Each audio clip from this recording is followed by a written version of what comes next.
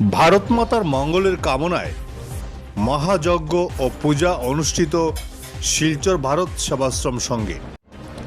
ভারত পাক যুদ্ধের আবহে ভারত মাতার মঙ্গলের কামনায় গতকাল বুদ্ধ পূর্ণিমায় মহাযজ্ঞ ও পূজা অনুষ্ঠিত হল ভারত সেবাশ্রম সঙ্গে। এ উপলক্ষে বিভিন্ন অনুষ্ঠানের আয়োজন করা হয়। সকাল থেকে দুপুরে মহাপ্রসাদ বিতরণ করা হয়। এই যজ্ঞ নিয়ে জানালেন ভারত সেবাশ্রম সংঘের উত্তর পূর্ব ভারতের প্রধান স্বামী সাদানন্দজি মহারাজ।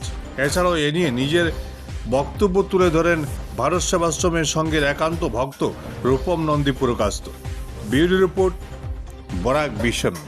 ভারত সেবাশ্রম সংঘ শিলচর শাখায় আজ বুদ্ধ পূর্ণিমা উপলক্ষে বিশেষ অনুষ্ঠানের আয়োজন করা হয়েছিল।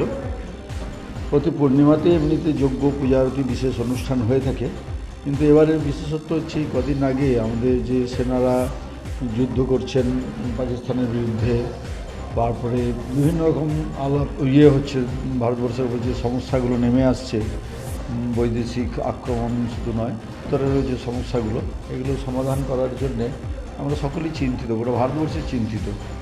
আজকে আমরা এই যজ্ঞ অনুষ্ঠানের মাধ্যমে ভগবানের চরণে আমরা প্রার্থনা জানালাম যে ঠাকুর, তুমি তাদের যে সমস্ত সেনারা যুদ্ধে যাচ্ছে তাদেরকে সুরক্ষা প্রদান করো, যারা ইতিমধ্যে শহীদ হয়েছেন তাদের আত্মার সদ্গতি পালন করো এবং তাদের পরিবারকে তাদের শান্তি প্রদান করো, এবং ভারতবর্ষের যে সার্বভৌমত্ব তা যেন রক্ষা হয় এবং ভারতবর্ষে যেন শক্তিশালী হয়ে আবার ভারতবর্ষে সেই পুরানো ভারতবর্ষে রূপান্তরিত হয়। সেই ভারতবর্ষের যে মহিমা, সেই মহিমা যেন প্রস্ফুটিত হয়, সমস্ত বিশ্ব যেন ভারতবর্ষকে সে সম্মান করে, তার জন্য আমরা বিশেষ প্রার্থনা, যজ্ঞ, পূজা আরতি আজকে অনুষ্ঠিত করা হয়েছে এবং বহু মানুষ আজকে প্রসাদ দিয়েছে। আজকে রূপম পুরকাস্ত নিয়ে আজকে এই পূজা ভোগের ব্যবস্থা করে দিয়েছিলেন। আজকে তাকেও আমরা ধন্যবাদ জানাচ্ছি আর এই প্রচেষ্টার জন্য। বহু মানুষ প্রসাদ দিয়েছেন, আনন্দিত হয়েছেন এবং প্রায় তিনি এইগুলো করেন। আমি দেখেছি যে বিভিন্ন জনসমাজের সঙ্গে তিনি যুক্ত আছেন।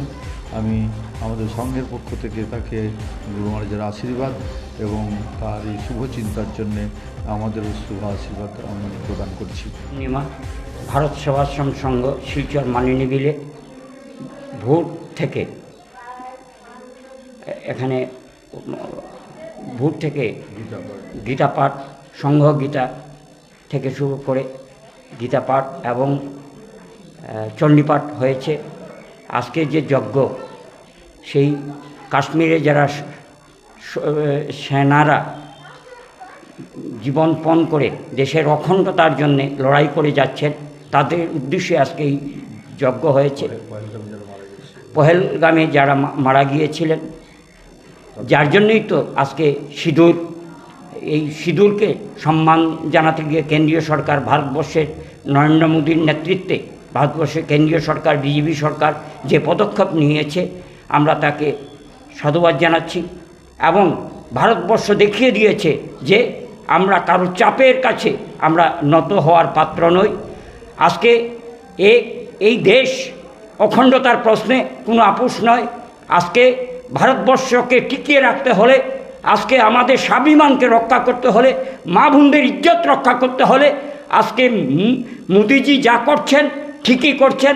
এবং আজকে আমরা পাকিস্তানকে বুঝিয়ে দিয়েছি, গোটা বিশ্বকে বুঝিয়ে দিয়েছি যে আমরা কিছু করতে পারি, এবং কেন্দ্রীয় সরকার এটা বুঝিয়ে দিয়েছে। তাই আজকে সেনা আমাদের গর্ব। এবং আজকে যে ভারতবর্ষে অখণ্ডতা রক্ষা করতে গিয়ে যারা জীবন দিয়েছেন, আত্মাহুতি, তাদের আত্মার জন্য নীরবতা পালন করা হয়েছে। এবং যারা আজকে